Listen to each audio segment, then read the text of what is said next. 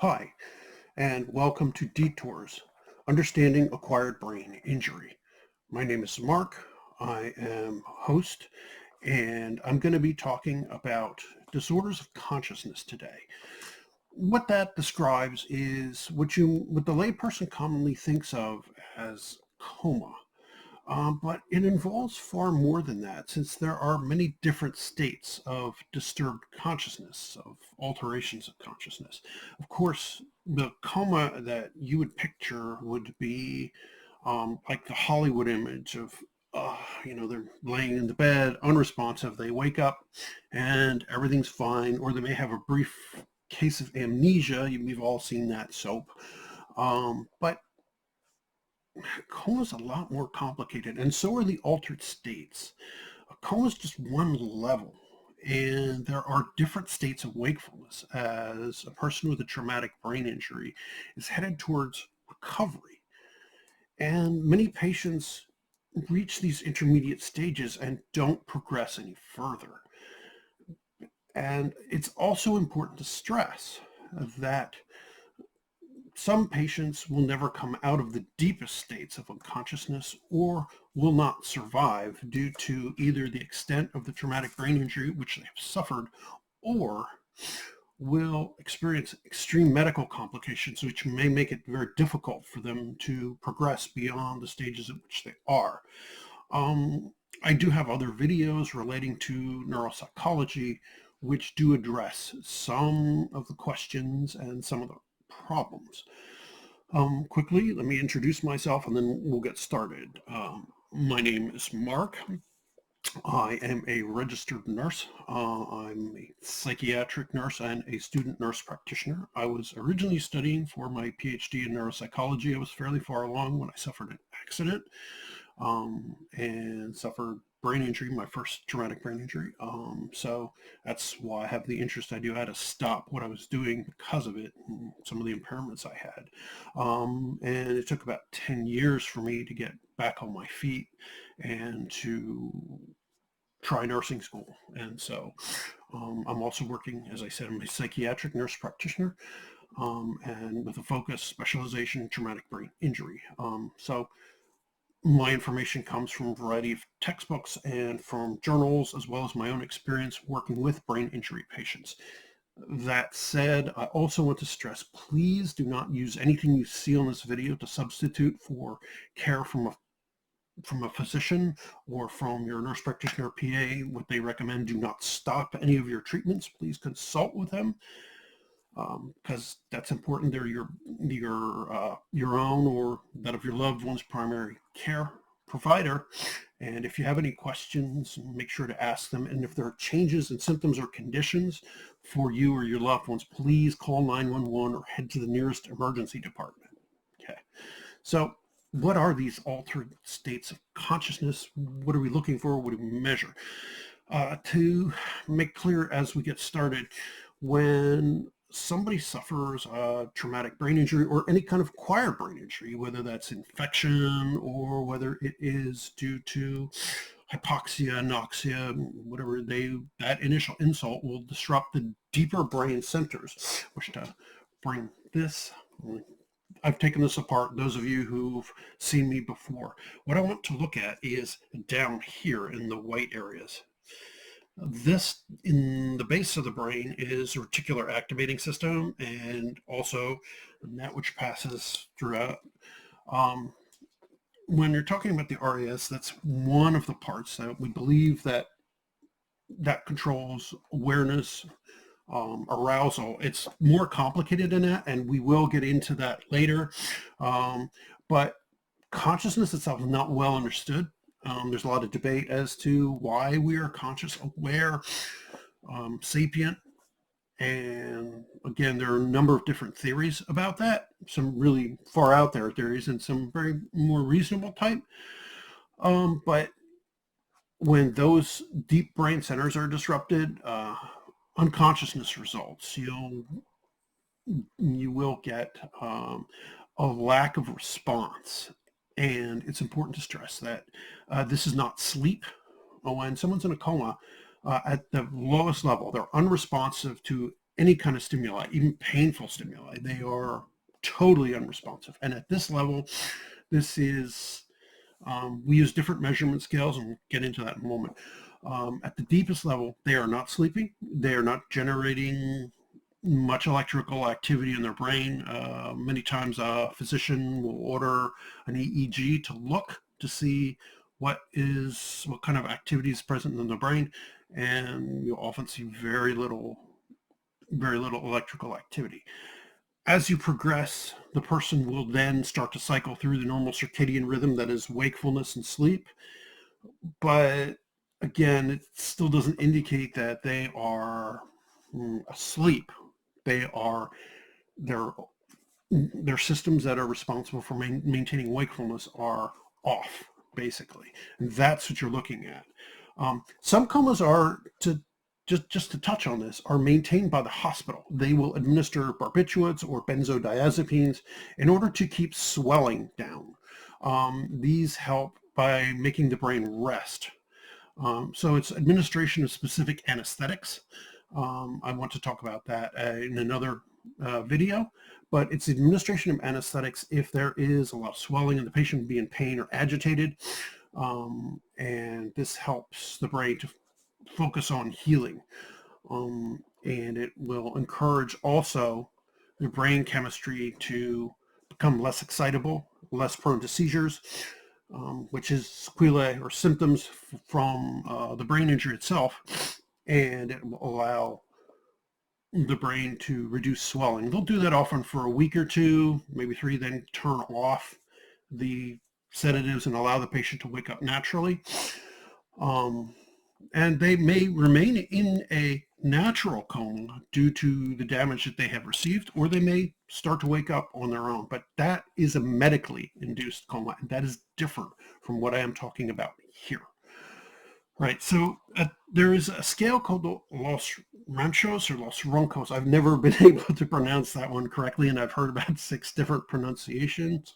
Los Ranchos scale, it looks at different levels of up to 10, reflecting on how far along a patient may be in their altered state of consciousness.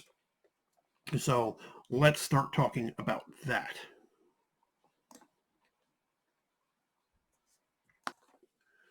Okay, I've gotten also a little bit of correction. It's the Rancho Los Amigos scale, with apologies, but I do want to make sure that's clear.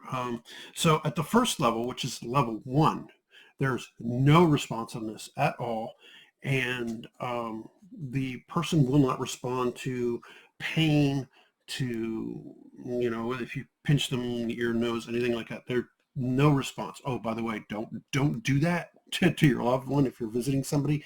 But to make clear, they will not respond to voice, to pain, to just gentle touching, anything like that. I'll talk about the Glasgow coma scale then next, but I just want to stress that there's zero response. They would need total assistance for anything, and from nursing staff to help them eat. They typically will have a tube to help them with eating, typically either in the nose, or they'll have a tube in the abdomen to put to give them food directly into their digestion and to help them with feeding. Also for hydration. Some people, well, they also will have a urinary catheter, and some people also have an anal tube for to help them with moving their bowels. Others will have an adult diaper or pediatric diaper, depending on the age of the person. They may also have something placed in their head, and that differs depending on the person. Some don't have enough swelling, but if they have excess fluid or swelling on the brain, they will have what's called an ICP bolt or monitor, which is to monitor pressure, and some people will have a drain, which is to drain excess intracranial fluid, which is the fluid that surrounds the brain. But sometimes if pressure is elevated, they'll have a separate adapter or one to the ICP bolt, which is used to drain the fluid. around the brain, and that's what's typically attached. They also will have a series of wires many times attached to the patient, and those wires are for monitoring their electrocardiogram, their ECG, to look at how their heart is doing. And they may also have something attached to their forehead with wires, and that is to measure level of consciousness. That's called a BIS monitor. And that's a device used mainly in surgery, but they do sometimes use it in the ICU just to see how they're responding. And it's even more common if they're in a barbiturate coma, or if they're in a benzodiazepine coma, which is, if they're in a sedation coma, one induced by the hospital. So those are the kind of things you'll see. Many times will see other IVs for medications that they may be using to support the patient, things for blood pressure, antibiotics. Any cardiac medications may also be administered if they are on ECMO, extracorporeal membrane oxygenation, which is basically a small heart-lung machine to oxygenate them if they need it.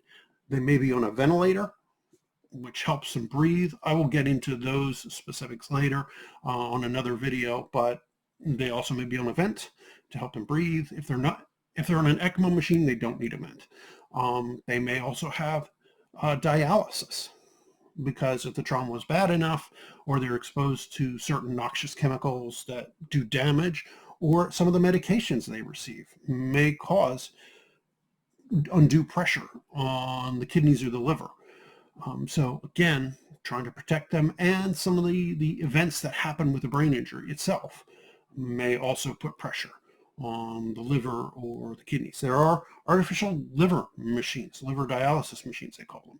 They also may be on one of those. So the ICU is a very complex environment, but the devices themselves are fairly straightforward. It's just sometimes overwhelming to see so much. And so it helps to understand what is there during the process. Okay, so that is level 0 or level 1, with apologies, level 1. And let's talk about what level 2 is as they progress down the scale towards being conscious. Okay, level 2 is a generalized response. They are now responding, but it's a inconsistent kind of response, and it's general. The whole body might move, or they might like move their head, or they might groan at you. It's just a general non-specific response. But this is a step up. They're now at least responding. So if you might, squeeze their thumb, or you might tap their hand or whatever, they'll, give you just a general response. These still obviously are total assistance. But it's a sign that something's going on. And it's much more hopeful. Families look for this kind of thing, but they're not going to blink their eyes for you. They're not going to move their hand or anything like that. They are responding as much to internal states as external states. Level 2. So it's like a partial, non-specific, inconsistent response at this level. So level 2, at least some hope there. And you're like, great. Keep in mind, some patients remain in this state. Not a whole lot, but some do. But it's a positive sign to see your loved one, your friend, your family members, whatever, progressing to this state. Level 3, the localized response. This is good because you're finally starting to see a more specific response in an area that's stimulated. Like, so if you grab their hand, again, pain or something like that, they will move that specific part of the body. They're beginning to recognize, hey, something's going on out there, but it's still not consistent, on and off. Maybe some days yes, maybe some days nothing at all, or maybe 2 out of 5 times, but it'll be, or if you stroke the foot or you tap the foot, something like that, they'll retract it, they'll pull it back, and oh, okay. So they're starting to recognize. Also, they may verbalize, and it might be just for a family member or friend, somebody that they know, people they know, and nothing for the doctor, the nurse. A lot of people are frustrated. It's like, I saw him move his hand. The doctor comes in, does a test, and it's like, sorry, I don't see it. This is because they actually recognize who it is at a very basic level. This is not like, like when we're fully conscious. This is a very basic primitive, but at least it shows there's recognition, which is always a good sign. And that is a sign as we move on up to level 4. Level 4 is confused and agitated. This one is probably more disturbing than the others for family members because their loved one will bizarre, non-purposeful kind of movements, and they don't have their short-term memory working yet, and so it may almost seem a regression, but it's actually a move forward. Again, it's kind of inconsistent. They don't seem to recall things, but they definitely are now identifying people, even if they don't say anything, because they usually don't at this point, but they react to family, and they're really not reacting to strangers still, but they definitely are now starting to have consistent responses, and they still need maximal assistance. And so this one's a little kind of, this one makes families nervous because it's like, now what's wrong? But because the reactions are strange, or they may try to grab, or they may try to slap or hit, or they may bite their own arm. I've seen that. To verbal stimulation, they may roll around, all different kinds of things. And this stage is telling you that their brain is starting to try to make sense of the world, but they're not able to store the memories yet. So this stage, but it's a move forward, and it's a lot more active than many of the other previous stages. So that's a good sign. That's a good sign that we're moving forward. However, again, keep in mind that there are always those patients that can get kind of stuck here. And the reason I keep stressing this is because a lot of people are like, oh, now they're going to wake up, whatever. It's not always. And also important to understand that imaging is going to happen throughout the process. If your doctor is concerned about changes, and that's one of the ways you can help, is by talking with loved ones, is by staying by their side, just being supportive and letting your doctors and nurses know if you see a change for the worse, if you see them suddenly become less active. And I don't mean just for a couple minutes, I mean over time.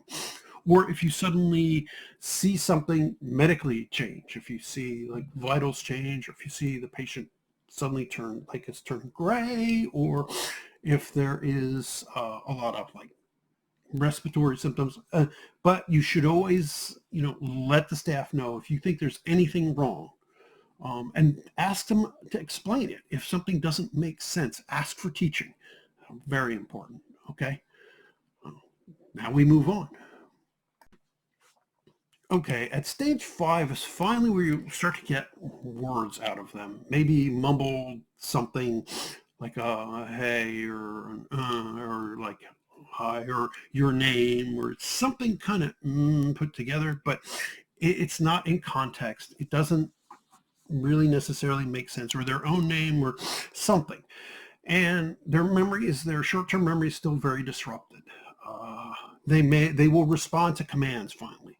You may get that finger wiggle if they aren't paralyzed, which is always a possibility. Or if there isn't damage, as I said in a neuropsychology video, talking about those areas of the brain that control motor skills. So, and that can be helped with rehabilitation, perhaps.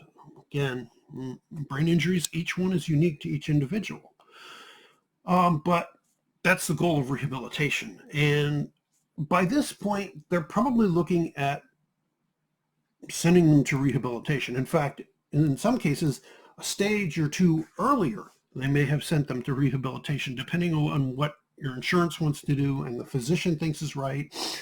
So they may already be in rehabilitation by the time they hit this stage. So they can pick up and start to work on the patient's language skills and motor skills. And, so by this point, I'm thinking they should be in rehab, although maybe not. It depends on, what they're planning on doing. But at this point, we're working on language skills. We're working, early and following commands. Move your finger or lift your leg, and they can do it. And it's consistent. And it will be with a stranger too. So we're starting to see a return of awareness to a degree, but complex commands, not yet. Recognition of people specific, not yet. Knowing who you are, not yet. severe memory impairment is the watchword here. But we are headed in the right direction. Let's move up.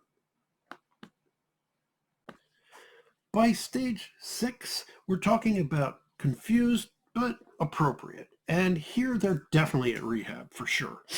The patient can do a lot of the simple stuff they used to do, a lot of the basics of activities of daily living, which are like the day-to-day simple tasks. They can brush their teeth, they can wash their face, they can, they'll be able to say hi or nod, or like they'll know little things. They still have severe impairments, and they probably won't know what they can and cannot do yet. So again, they'll be in rehab by this point, and they will sometimes take risks. They'll try to get out of the bed, even though they shouldn't. They will, get angry when you say, no, I'm sorry, you can't do that, because they think they're fine. So this requires, a lot of attention and caution here, because they seem like they're getting to be okay here, but they're still not. And they most likely are in rehab here if it's been approved by your insurance, and that's something else to keep in mind. Insurance does not always cover acute inpatient rehab. They may have been sent back home. And if they are, you need extra assistance here, because this is a risky time, because a patient in stage 6 where they need that moderate amount of help will take more risks and may be doing things that, aren't the wisest things to do. But they're definitely coming more like what you remember, or with some significant deficits. And so you'll have to help guide them and help them understand. This may last for a while, this stage. Many of these stages may go for days, weeks, months, some of them for years. And that's something to keep in mind here. So let's move up then. At stage 7, we're talking about automatic appropriately finally. And here, as long as they're in an environment that is familiar to them, they do pretty good. They could do a lot of the day-to-day tasks. They're starting to feel like, hey, I know this person. And they have specific problems in new environments with new learning and retention, and they may get anxious and more likely to be confused. But for day-to-day stuff, they're pretty good. They're less likely to get in trouble unless they're under time pressure, or unless they're overwhelmed. There's a bunch of stuff going on. But here at this stage, they can do at least the basic stuff, the basic things independently, and they don't have you don't have to supervise them to the degree that you did previously. They're interested in becoming engaged in life again. They want to be with their friends. They want to drive, although, to be honest, many of them will never be able to again, because they have memory deficits that are noteworthy, or they have problems with executive function, that is the higher functions of paying attention, and they have trouble with focus, or they're impulsive. I don't want to sit for the red light, I'm going to go through anyway. And those kind of problems may keep them from driving again, or they may have problems ever doing their field again, because they just can't do the necessary higher cognitive skills. And this is the time where you start to figure that kind of stuff out. Okay, and finally, I'm going to go up to level 8. There are 2 beyond that, but those are more about the little subtle kind of disabilities that people will have for the rest of their lives. Talking about little problems with like memory or emotional adaptation. And we had talked about that before, and I'm hoping one of my co-hosts can discuss that. So moving on.